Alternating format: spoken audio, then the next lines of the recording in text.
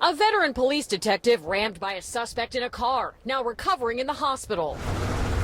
It all unfolded Monday afternoon. The chief says Miami detective Lee Chin, seen in this photo wearing black, was in uniform and working a detail in Overtown when she was flagged down about some type of altercation at Northwest 2nd Avenue and 12th Street. A clash there between a pro-Palestinian protester and an Israeli American who showed up across the street. And you saw right there one person being taken into custody. Miami-Dade police say the man lingered around Southridge Park near Southwest 112th Avenue and 196th Street. It happened on September 15th around midday. He sat and observed a mother and her 2-year-old son. She was at the playground and observes this individual come nearby the playground and he has a seat on one of the benches. When the mother and son pair started to leave the park, the man followed. The man had grabbed the child's shoulder, pulling him away from his mother. After a confrontation, she manages to grab her son and run to the vehicle. A wheelchair, jacket, and hat left behind near Northwest 10th Street and 5th Avenue. Belongings of the victim of a vicious dog attack. This one of the 2 dogs that got out of this fence and attacked the man. Of just up the block from where we are here on 22nd Street, a silver or gray vehicle that authorities and detectives have been processing throughout the evening. At this hour, we still don't know who's behind the wrongdoing here, who opened fire on who. That information still very fluid. It's hard to explain. Debbie Hickson says she will be one of the victim's loved ones touring the 1200 building at Marjorie Stoneman Douglas High School for the first time since the massacre.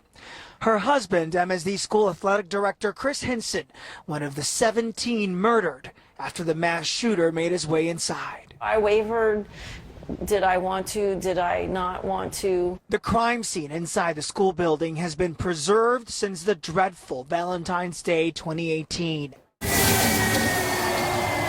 Game 1 and the Kaseya Center is lit. The DJ spinning. Bernie's banging. Fans bringing their A game, their shoe game, and their superpower game. If you want to eat, you better bet on the Miami Heat. My superpower is that I love the Heat. They call me Captain Heat. The main stage is set. Final preps are underway for Fort Lauderdale's 4th of July Spectacular. The holiday headliner is South Florida's own rapper Flo Rida. He's all Florida all the time. Onlookers gone and media outlets packing up.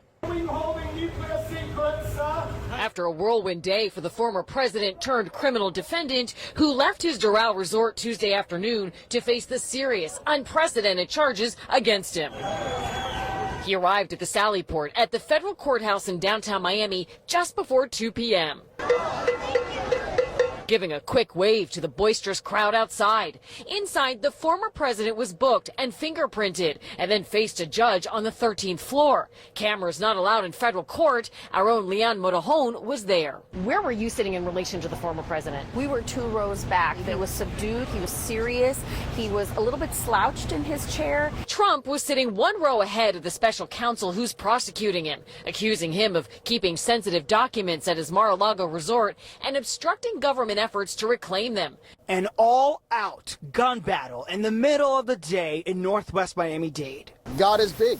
God is big. The amount of rounds that were shot, it's a miracle that nobody else was shot. This is Northwest 64th Street and 18th Avenue. It's 1 in the afternoon. Watch. He's got a high-power rifle, the man in the red hat, aiming to take cover behind the blue dumpster from what's coming his way.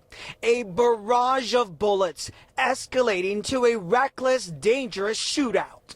When you open fire like this, you can have a stray bullet just go strike somebody that's sitting outside of their house. Police say the other shots were coming from people inside this dark SUV seen colliding with the dumpster. 3 people inside of it were hit by gunfire and rushed to Ryder trauma.